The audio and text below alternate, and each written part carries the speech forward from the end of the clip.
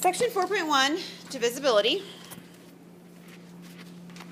So we started this section last time, and we were working on some basic divisibility rules, and then some that were very specific for most of the numbers from 1 to 10, right? We didn't have one for 7 we talked about, but everything else, actually 1 to 11, because we had one for 11 as well. So everything else we had divisibility rules for. And I want to remind you of the basic rules that we started with these, just because we haven't actually done much specifically with these yet. These talked about when we had divisibility of certain values, what happened when we added or subtracted them. So if the individual numbers were already divisible by some number, then their sum and their difference is the basic idea. And if the individual numbers, one of them, not both, but one of them wasn't and one of them was, then their product, or not product, their sum or their difference was not divisible. And we had one more after, where did it go? Maybe it was before it.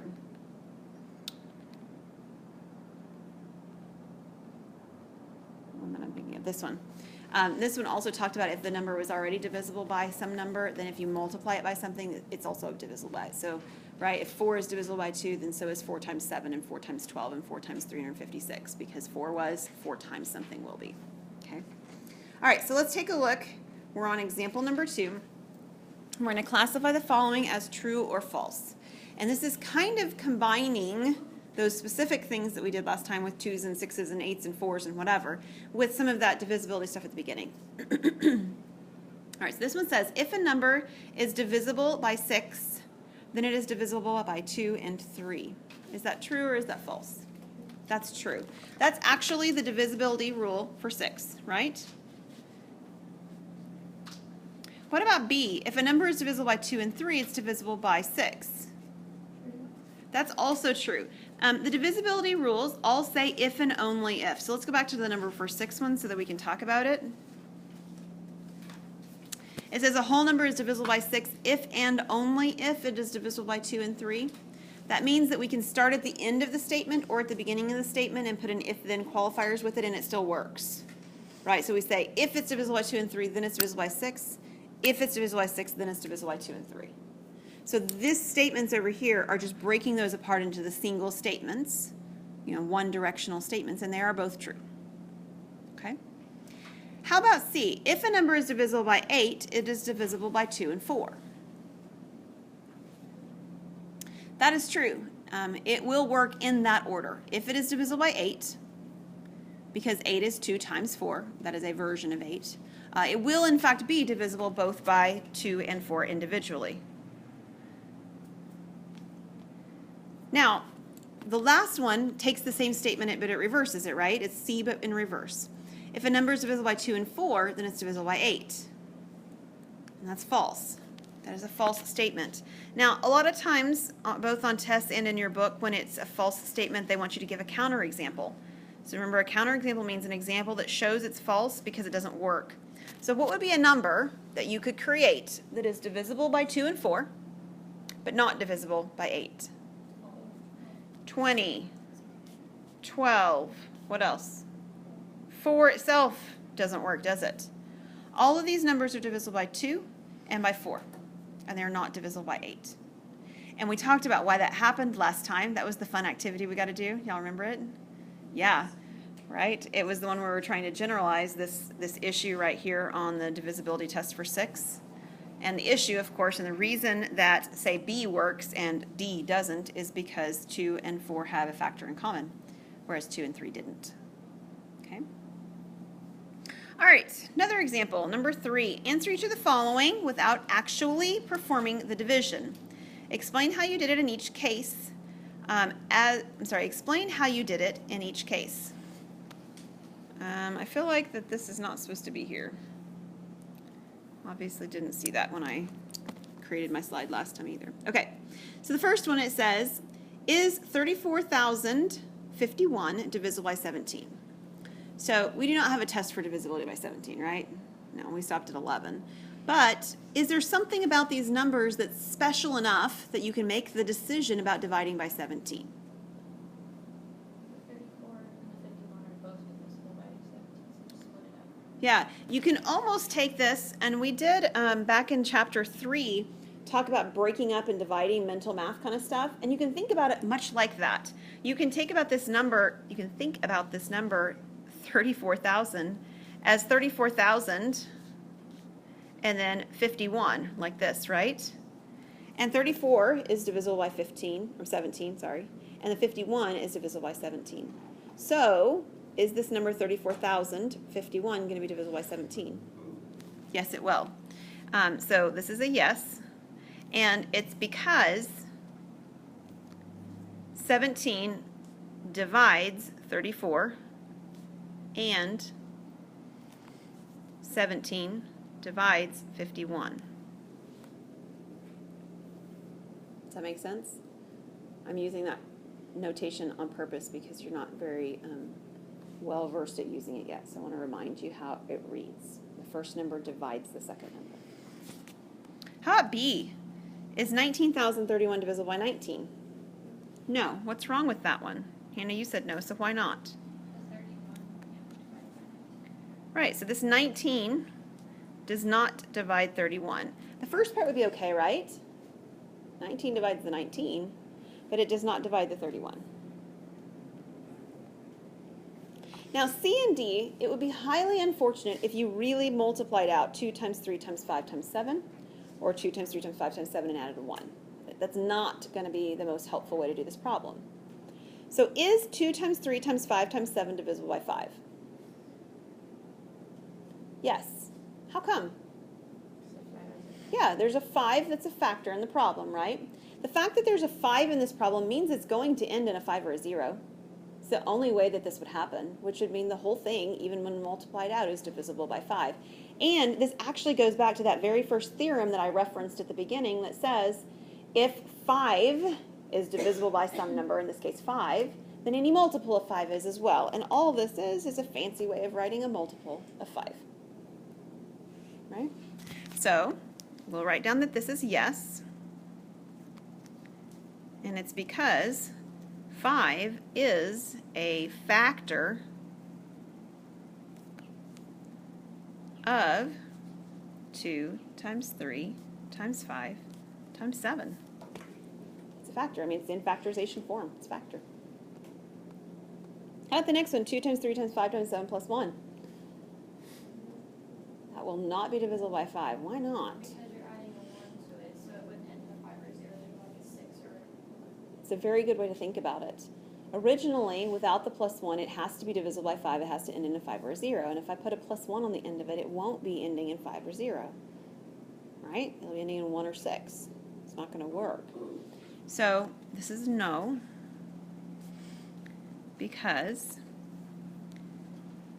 5 is a factor of 2 times 3 times 5 times 7.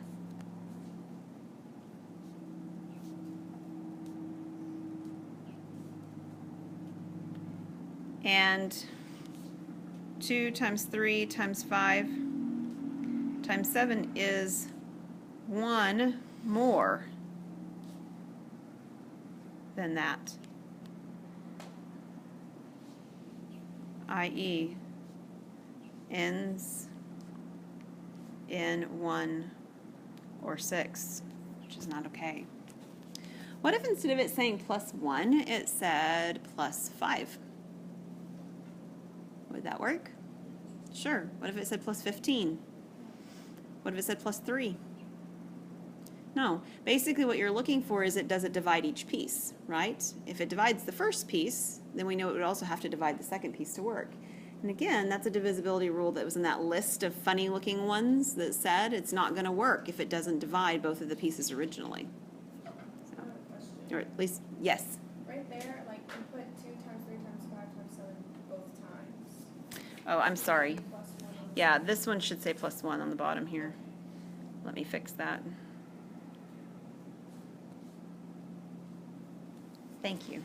Yes, 2 times 3 times 5 times 7 plus 1 is 1 more than that. Thank you. Okay, any other questions on this one? Okay, I want you to put your thinking caps on. I'm not going to do the next one with you. I want you to try and see if you can figure it out on your own first.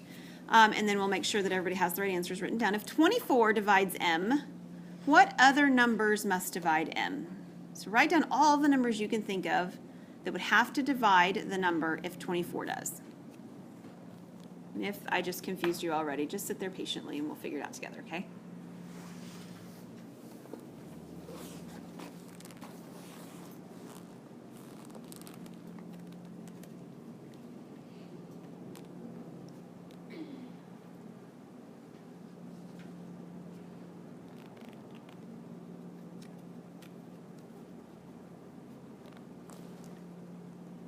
When you're done, go ahead and put your pencil down just so I can kind of keep track of who's still working, okay?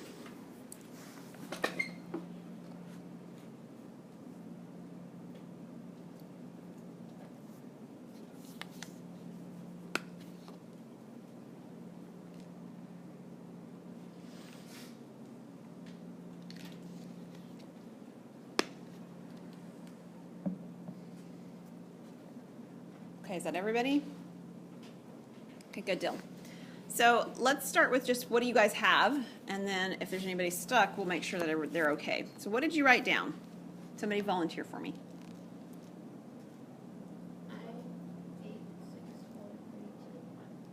12, 8, 6, 4, 2, and 1. Is that all the ones you said?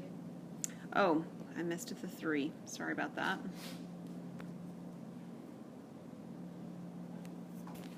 Elisa, is that what you had written down as well? Okay. Does anybody have anything differently written down? I added a 16. 16. You have a 16 in here. And Okay. All right, so let's look at the ones before the 16. All the ones before the 16, Hannah, you had mentioned those. So where did you come up with those numbers? All of them can be multiplied by each other to get 24, or you can divide 24 by. Okay, so you looked for the factors, the things that divide 24 down, right? Okay, did everybody kind of approach it from that way? Okay, I don't think 16 fits that criterion though, Lauren, does it? well, if 24 divides the number m, I said that the number m was 48. So you picked a number for m, but what if the number m weren't 48? I don't know. I was thinking outside the box. It's okay. Choosing a number to sort of think about is not always a bad idea. That's a good idea to do. It just ends up sometimes creating additional solutions that only work for that particular situation. So that would be probably what's happening with your 16 on that one. So yeah, sometimes 16 will work, but in general, it probably wouldn't because you'll have, like if you had done, say for instance, 24 times 3 as your number m, it wouldn't necessarily at that point have to be divisible then by 16. Okay, so one of the ways to do this, basically the answer is anything that divides 24. Anything that divides 24 is going to work to divide m as well, if m is divisible by 24. This is a lot like the problem over here about the number 8. The reason that c works if it's divisible by 8 is because 2 and 4 both divide 8. Okay? So on this one that we're working on now, one of the ways that so what it sounded like Hannah did, and maybe someone else did something else differently, was that she just looked for different numbers that divided 24, and the way that you wrote them almost made me think that you started with the biggest thing possible. Is that what you did? Okay. So when I would have done it, I think of the numbers as occurring in pairs. And so like when I did 24, I would have written down 24 and 1, because 24 times 1 would be 24. And then the 12 would be a good choice next, and then it would be 12 times 2 to give me 24. And then if we work our way down, the next one that would divide it would be 8. Is that right? Yeah. And it would be 8 times 3, and then the next smallest number would be the 6, and the 6 times 4. And I know I'm done because 6 and 4 only have the number 5 in between them, and 5 times 5 is not 24. So you can put them in pairs as well, because it's sometimes easy to skip one of them, but it's harder to skip a whole pair. Does that make sense? So this kind of makes sure that we catch them both values in the pair when we do them. But anyway, we do it. We were looking for the numbers that were dividing 24. All right, next thing we're going to do is we're going to fill in the blank. We're going to try and take the blank with the number, which is our last digit in this one, 543,220 something. And we're going to fill in the blank so that the number will be, and these are 3 separate problems, A, it will be divisible by 2, B, it will be divisible by 3, and C, it will be divisible by 6. So what would I need to put in the blank for it to be divisible by 2? 2 would work. Is it the only thing? 4 or 6 or 8 or 0. Good. Let's include that 0 in there. So any of those numbers would make this number divisible by 2. Right? What do I do for 3? I need to add the numbers I already have there. So 5 plus 4 plus 3 plus 2 plus 2. What does that give me? 16. So is 16 divisible by 3? No. So what would I need to add to the 16 to make it divisible by 3? What's the smallest thing I could add? A 2. So if I added a 2 to 16, then I would actually end up with 18, and 18 is divisible by 2, right? Can I add a 3? 4? 5? 5 would work. So if I added a 5 to 16, I'd get 21, and that's divisible by 3. 6? 7? 8? Yes, 8 would work. 8 plus 16 is 24. And then 9 doesn't work. Do you notice a pattern here? You're skipping by 3s. Once you find the first one, you just have to skip by 3s to find the next 2, potentially anyway. How about 6? The 2 and 8. So this is simply a comparison of these two lists, right? What do they have in common? Almost sounds like a Venn diagram, doesn't it? What do they have in common? 2 and 8. Example 6. Answer the following, justify your answer. If a number is divisible by 5, can it be divisible by 10? Keyword can. Yeah, it could be, right? Yes. What would have to happen for that to be the case? Yeah, it would have to end in 0.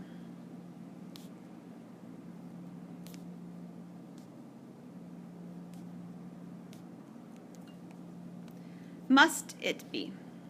No. Right, because it could end in 5.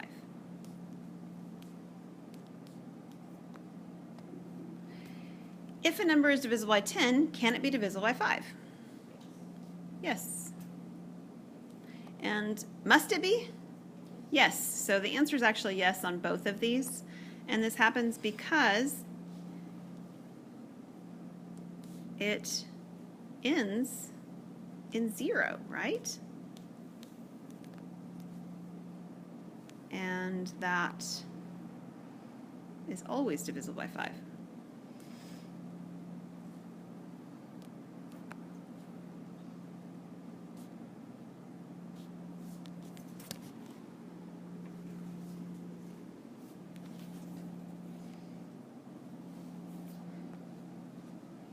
Now, someone mentioned last time that they'd heard the divisibility rule by 3 before, but they didn't know why it worked. This next question isn't the same as the divisibility by 3 rule that we have, but it is one that it's easy to see why it works, okay?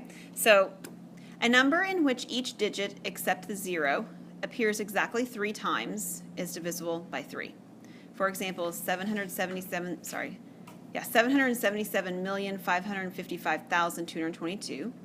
Or 414,143,313. Okay, so like the 7 appears 3 times, the 5 appears 3 times, the 2, the 4, the 1, the 3. It doesn't really matter the order, they're just showing up 3 times. They're divisible by 3. Explain why this statement is true. Why does this work?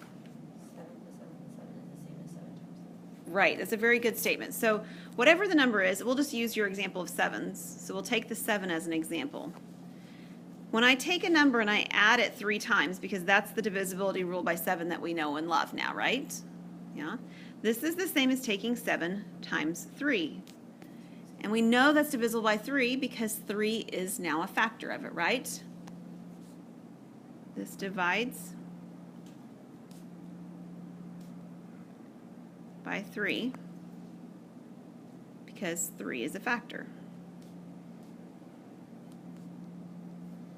And this works no matter if we choose 7 or something else, right? This will always work. So this is the process in general of what happens.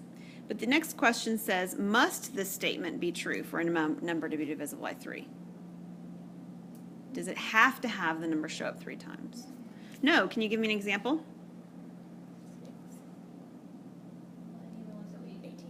Yeah, 6, 18, 15, basically all the small multiples of 3 are easy examples, right?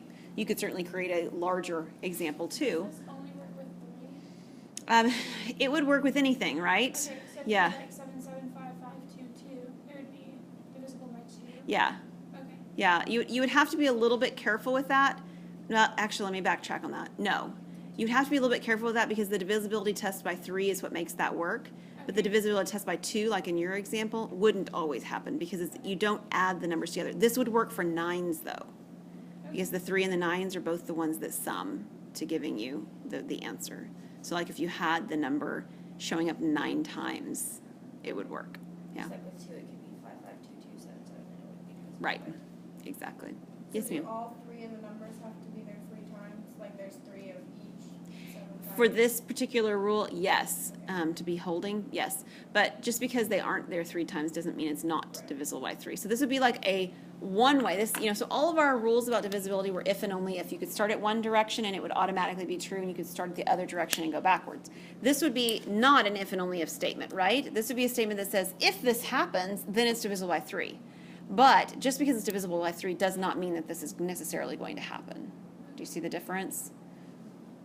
Right? I can't say that it's always going to happen because we created an example, several in fact, where it didn't. All right.